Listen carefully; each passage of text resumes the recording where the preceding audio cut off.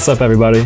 My name is Kvnvas, CEO of Kvnvas, and today, well, we're going to talk about how I got to that setup over there, the Sony FS5 MII and the DJI Ronin 2. So, let's get started.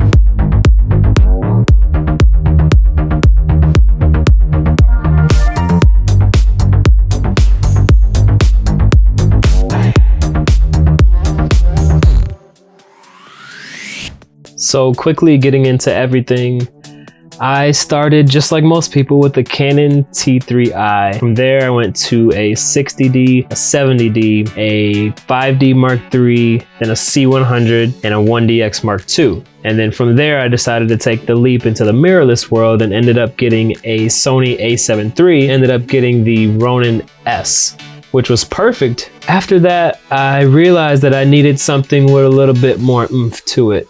Something that can record for longer than 30 minutes, more audio inputs and control, higher video quality, higher video frame rates. And I ended up purchasing the Sony FS5 MII back there, and world of difference. Originally, I wanted to put my Sony G Master 16-35 and the FS5 MII on the Ronin S.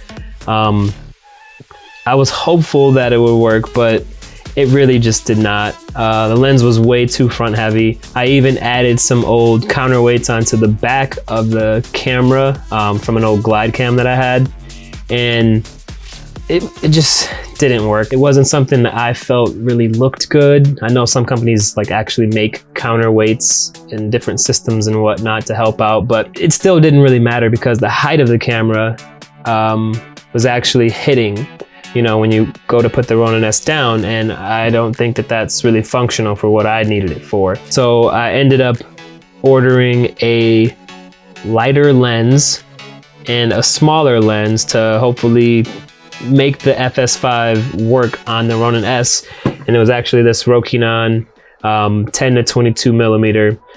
Great lens. I love this lens actually. So that worked, and it allowed me to actually shoot with my FS5 on the Ronin S, but that wasn't really factoring in all of the other necessary accessories needed on high-level productions. You're going to want an external monitor, a wireless video transmitter, microphone, follow focus system, cables, brackets for all of these things, etc. So now we're not only in need of space on the actual rig itself, but weight is now also a concern. And weight is something that you can't necessarily avoid when you continue to move up to higher level productions. And the Ronin S just couldn't really handle that. So I thought to myself, what would be a purchase that I could make that would set myself up and almost future-proof, you know, a gimbal system for me? So came the Ronin 2.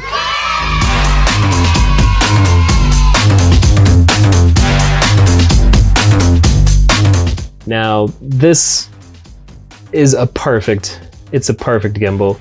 It's made to handle the heavy weight of a camera, heavy weight of a lens, and literally pretty much anything else that you can add to it with no issues whatsoever. I was able to balance my 16-35 like I had originally wanted to, with all kind of accessories. Not a problem at all. You get a wireless remote to control the gimbal. You actually get a traveling case as well, which is amazing. Now the only problem was handling the weight of that beast. It's not the heaviest camera and lens and accessories setup, but it still is very heavy and not something that you can shoot with for a longer time period, which led me to the ReadyRig GS system, which I literally ordered 24 hours after I had received the Ronin 2 and set everything up. You know, I was holding it and I was like, not too bad. And then about 30 seconds later, I was like, yeah, let me go ahead and order this. I had already wanted to. I knew that this kind of setup and system almost required that. So I ended up pulling that plug. Now that, in addition to the Ronin 2 in itself, is amazing.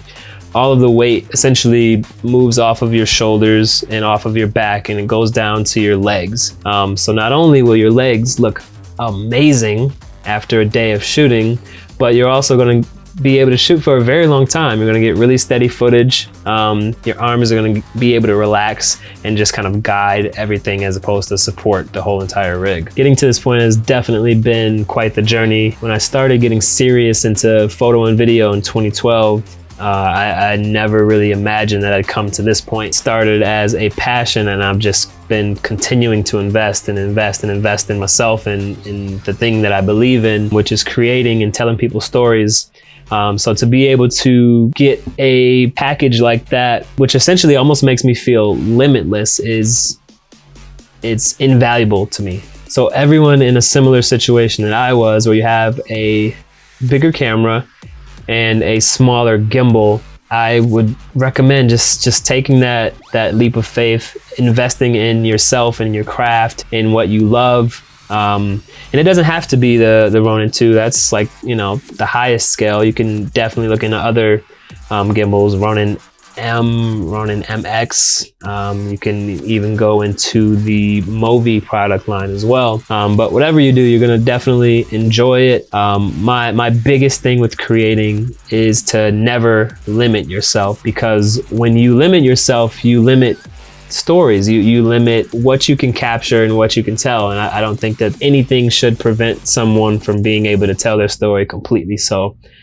with that being said, that kind of finalizes this video. I hope this helped anybody that needed it.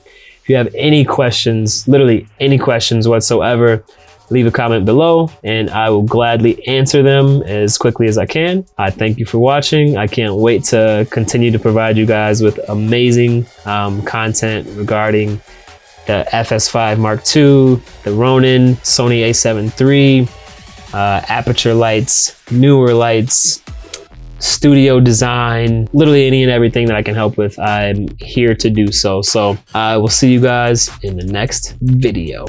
And also, Born to Create. This is kind of like a prototype t-shirt that I'm wanting to put out. If you have any interest or you think that this would be something good for creators to purchase, let me know. I'm looking for feedback. All right, bye.